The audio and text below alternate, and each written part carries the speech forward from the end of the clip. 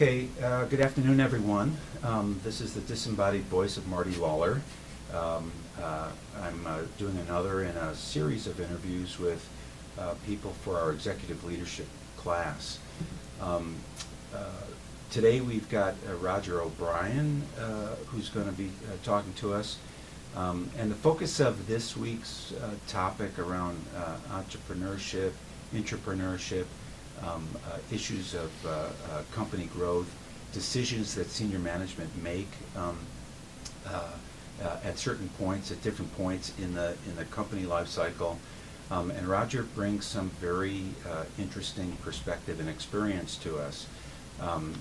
I'll do a brief introduction, and then I'll ask Roger to speak a little bit about his background, and then we'll specifically get into some questions that are relevant both to the Nantucket Nectar's assignment and reading that you do this week, and maybe even to a certain extent relevant to Blue Ocean strategy as well.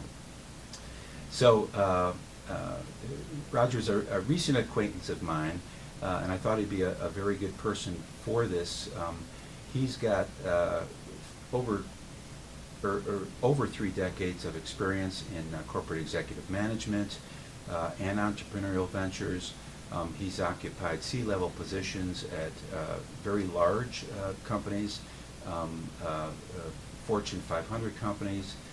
Among his experiences, he was a corporate VP at Sun Microsystems, Chief Operating Officer at Ultralife, and a CFO at a division of Tenneco Automotive. Roger's got experience in corporate venture capital as well, working for Exxon in that regard. So Roger, what I'd like to do is really have a conversation for the next 20 minutes or so, 25 minutes.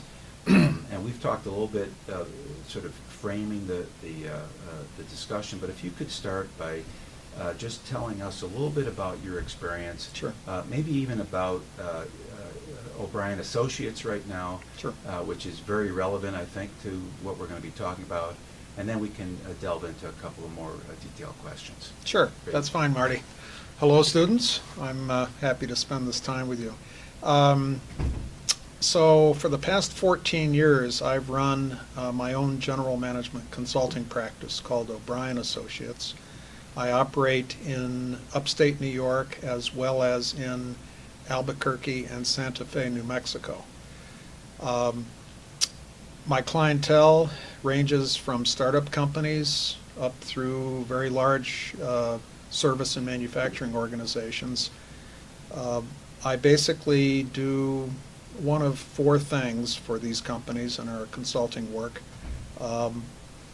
One, I frequently play the role of interim president or CEO, usually for a company in transition, where they have lost their leadership or perhaps terminated their leadership for various reasons, and I will parachute in and take on the role of the leader, repositioning the company strategically, working with the team, working with customers and suppliers to improve profitability and positioning for growth.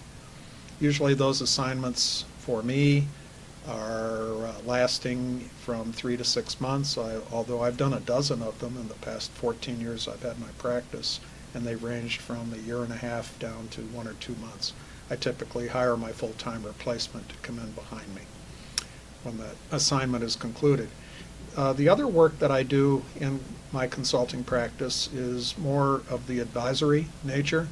So I do a lot of strategic plan facilitation and the development of strategic plans for companies.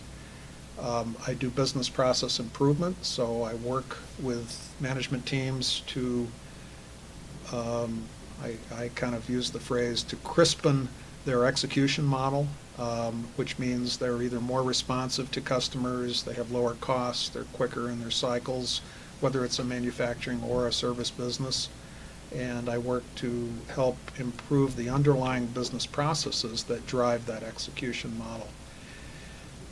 Thirdly, I do a lot of business development coaching of usually B2B sales teams to help them shorten the selling cycle in their selling efforts and to improve the hit ratio, if you will, of businesses that they pursue for customers.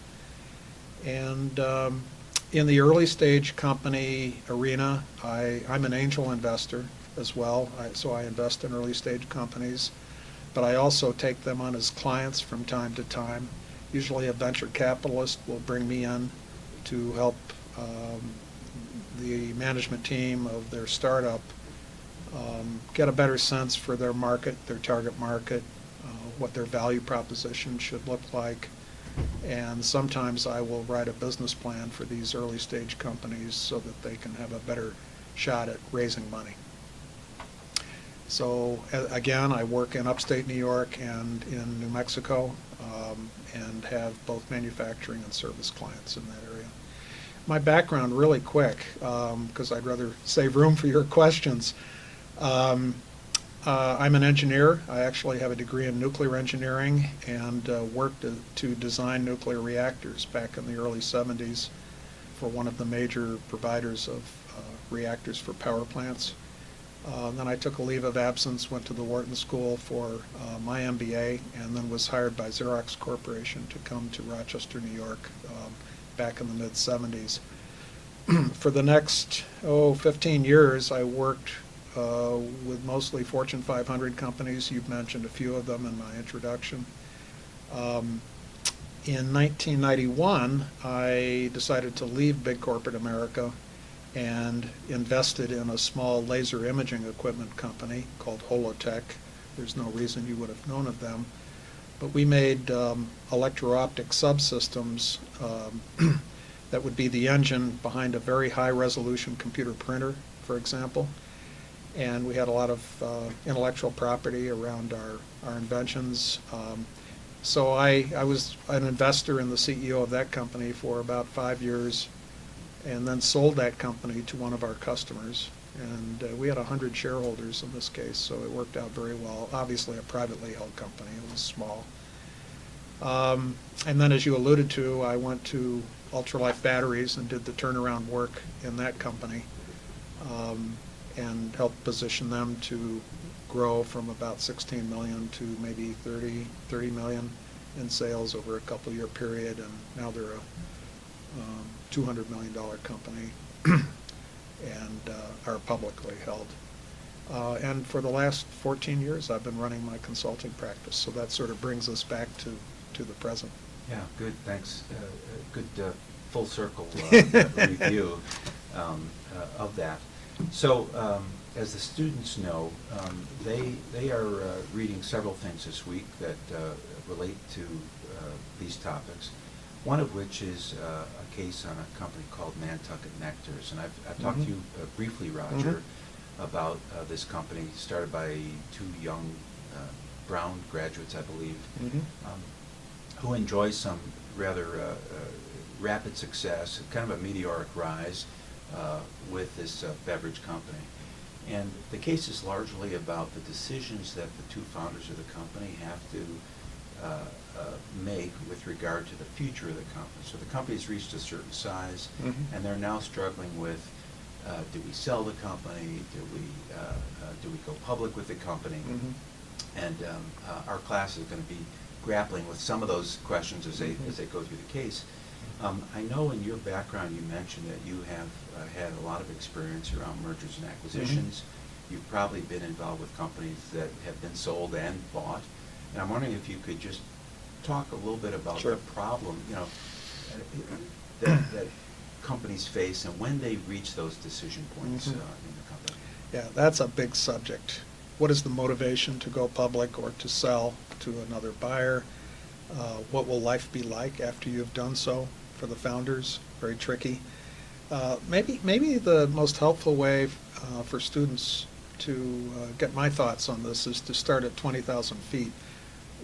Why would a privately held company, presumably owned by two or more people, go public? Let's address that, then we'll talk about selling to another acquirer. Going public has a lot of attraction because it spreads the risk in growth and investment in the continued growth of the business. It spreads the risk because when you go public, you basically carve out some of your ownership in the business and put the stock in the company up on the market. And now all your other shareholders, your new shareholders, share in the risk of the business's success or failure. In going public, you raise money. There's an evaluation that is placed on the business, and the investment bankers work the math and they figure out what they're going to sell the stock for, each share of the stock. So I think there's two primary benefits to going public.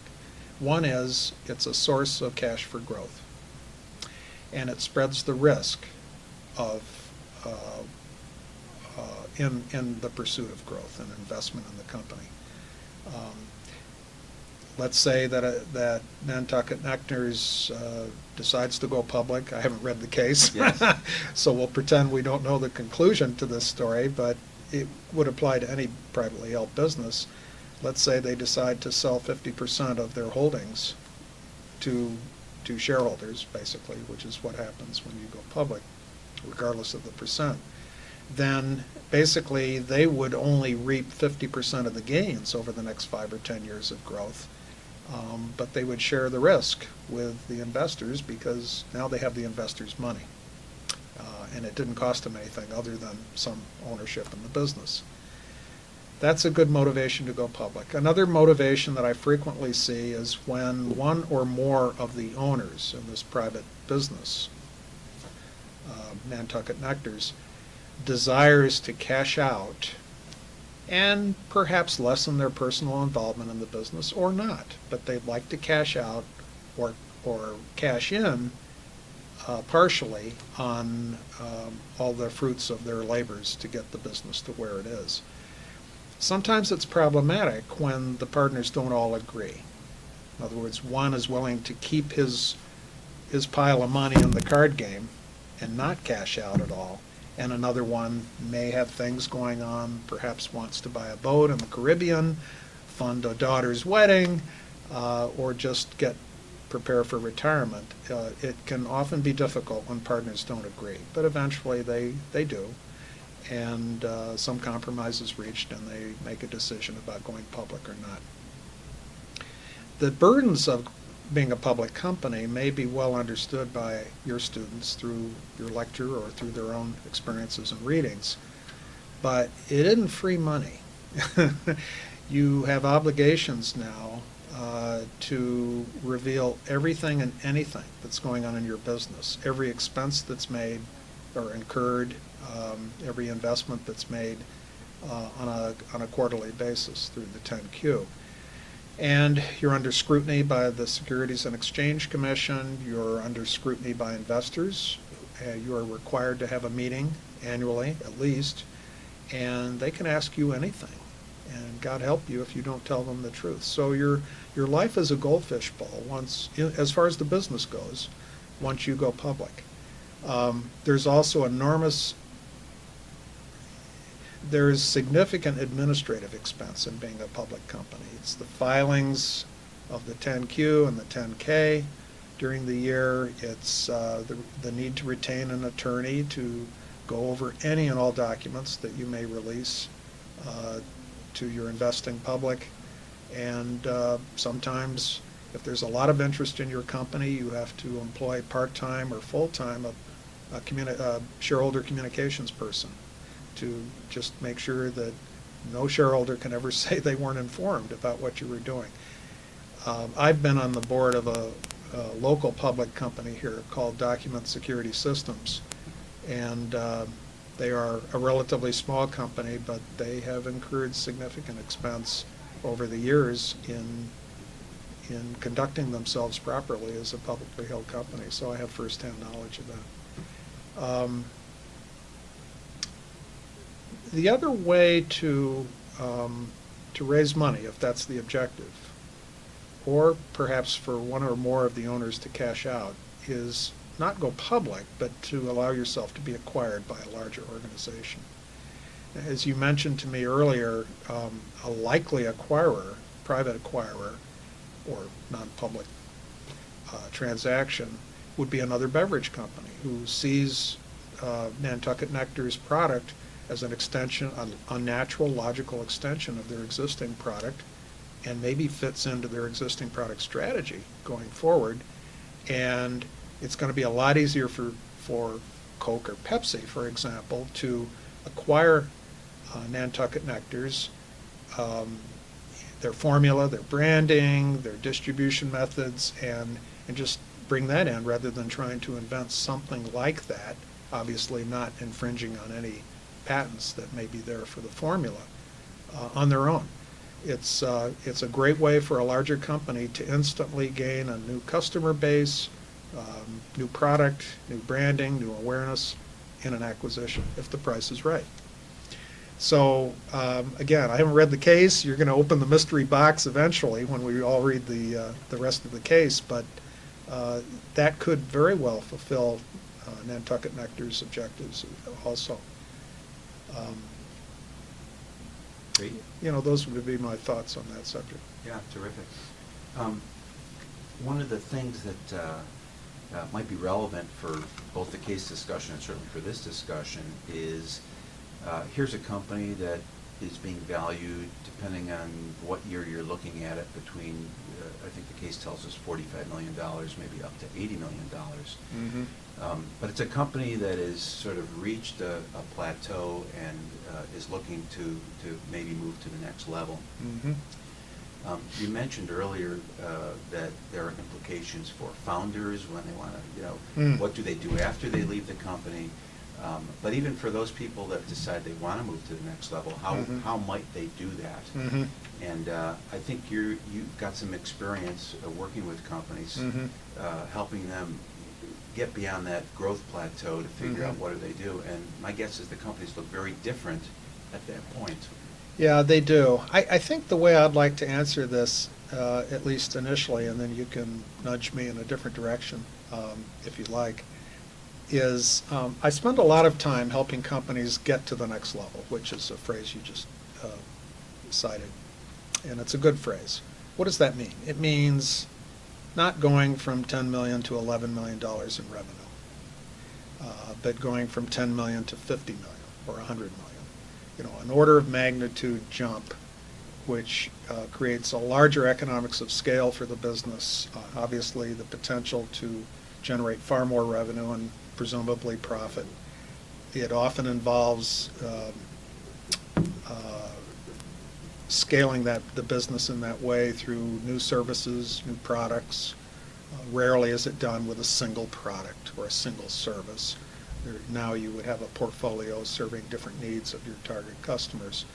But getting to that level is difficult. It typically requires working capital because you have to spend money to make money. It's just how it goes. The most elusive thing that I have found working with a variety of companies, large and small, in getting to the next level is the change in how senior management needs to spend their time.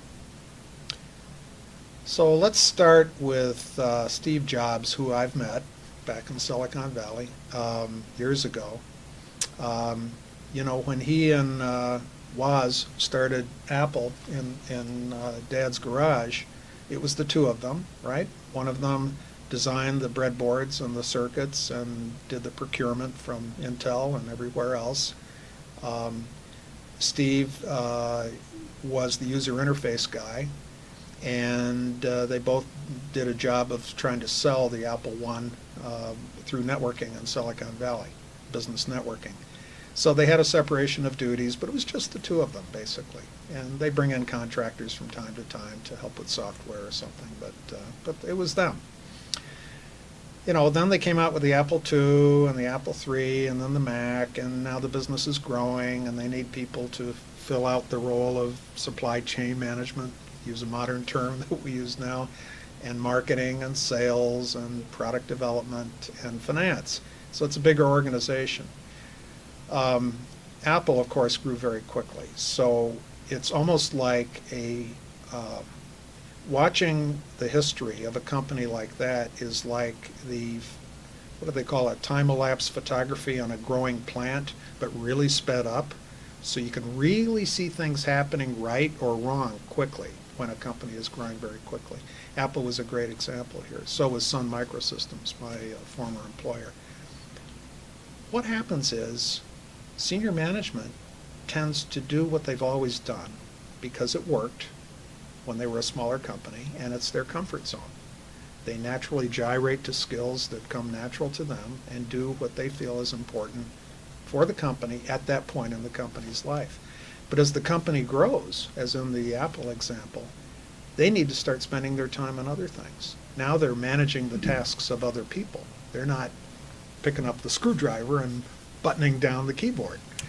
And the organization in turn needs different things from them.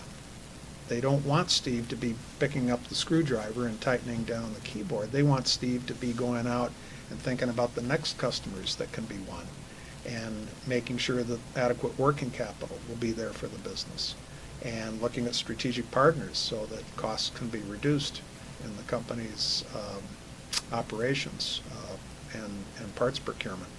So the needs of any senior person as the company grows needs to evolve, but that is often very difficult for people to do. A, because they're in their comfort zone of the tasks they handled in the company back when it started, and B, they may not have the skill sets needed.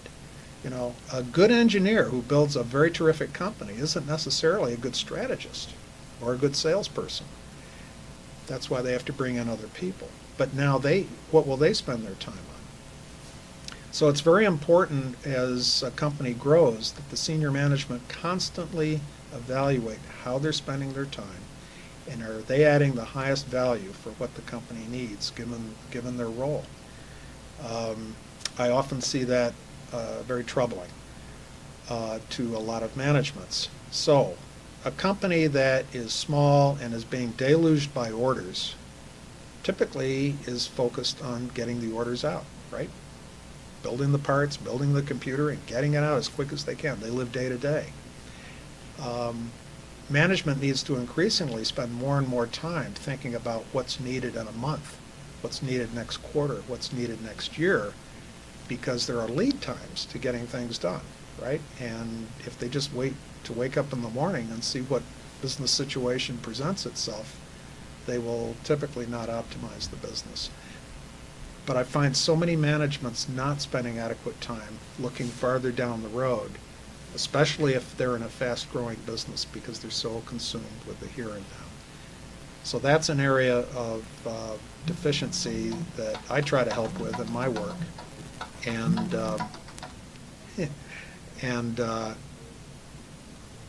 some managements get it, some don't. Great. We've got about 5 or 10 minutes left here. Mm-hmm. You've had experience both in large Fortune 500 companies and in smaller startups over an interesting career. This week, as I mentioned, we're really talking about entrepreneurship and intrapreneurship. Could you say something about your experience in large? I mean, the sense is as a company gets larger, it gets harder and harder to be entrepreneurial. Mm-hmm. We know that there are companies like Intel who basically are very entrepreneurial still, but do a lot of investment into smaller companies. They have corporate venturing. Are there specific problems that you see in companies, either at this point where they're getting from 20 million to 100 million, or very large companies with maintaining that kind of entrepreneurial orientation? Yeah, very often the things that made a company great are difficult to preserve as the company grows.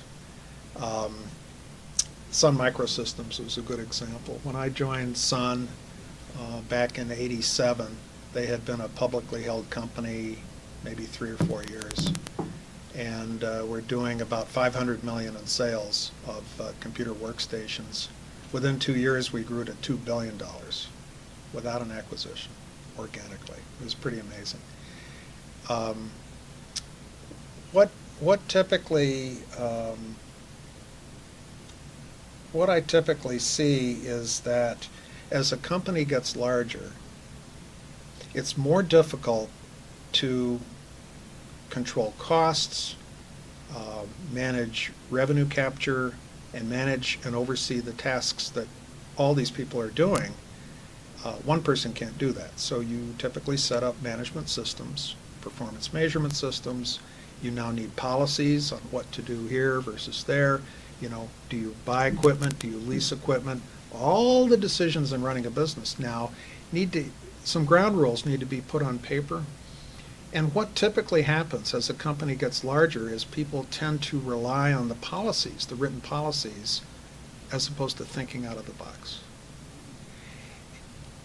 And that's a disease every growing successful company has. Every company. There are very few companies who have been able to get away from that disease.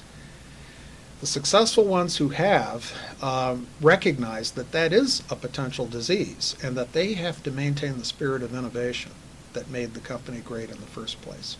So they do one of a couple things. They either carve out a skunk works operation that can operate with a little more freedom than the rest of the divisions of the company. And usually it reports right to the top. And the goal would be for the company for the division to rethink new products, new enabling technologies that can be brought into place to enhance their value add to their customers, might think through different business models, ways of going to market, ways of executing products and services. But they're not going to be living in a world of policies and procedures that will stunt their thinking. And it's difficult to do that, but if you don't do that, it's very hard to get true innovation out of a policies and procedures oriented culture. So they almost need to carve out a separate little culture for one part of the organization to maintain innovation. Intel does that. Sun did that. Apple definitely did that. Well, while Steve Jobs was alive, they always had Steve to remind people about pleasing the customer and utilizing the latest technology in the most effective way. But very few companies have a Steve Jobs. Yeah, one of the I mentioned this case that the students are reading, and the company Nantucket Nectars focuses a lot on differentiating their product. They're trying to break in. They do break in. They make a decision to come up with high quality, innovative products, driven by both of the founders' inclinations. At these very big companies, I mean, so product development, new services, these things that you mentioned are really sort of the lifeblood of continued growth. Can that happen in these? I'm interested in the impediments to that in large companies and what drives it in large companies. I assume it needs leadership's blessing and imprimatur and guiding hand to make sure it happens, but that alone we know won't make it happen. No, I think there's several very important principles to make sure that for management to make sure that its company is still on the leading edge and has opportunities to innovate. One is to listen very closely to your customers. Understand their unmet needs. There's a lot of methods for doing that. Focus groups are frequently used. I've certainly used that. But if you stop listening to your customers, and what you're going to hear are unmet needs that I have, that I would love to have, you're also going to hear about competitors who have met their needs with different products and services. So I think it's vital to listen to your customer. You'll get clues about what you need to do or opportunities to generate new revenue and profit. Number two, I think it's very important to not become enamored with your own technology. Always look out there and attend the scientific conferences, read the journals, watch the patent filings, and make sure that you're aware of enabling technology which may very well have use in your products or services. And then certainly empowering a team somewhere in your organization, as we talked before, to operate with a little more freedom and a budget to innovate, and then culturally make sure you don't shoot down crazy ideas. If you shoot the messenger every time they come back with an idea that doesn't seem to make sense to you, how many more good ideas do you think they're going to come to you with? So I think those are important principles. Sure. I think we've got time for about one more question. Sure.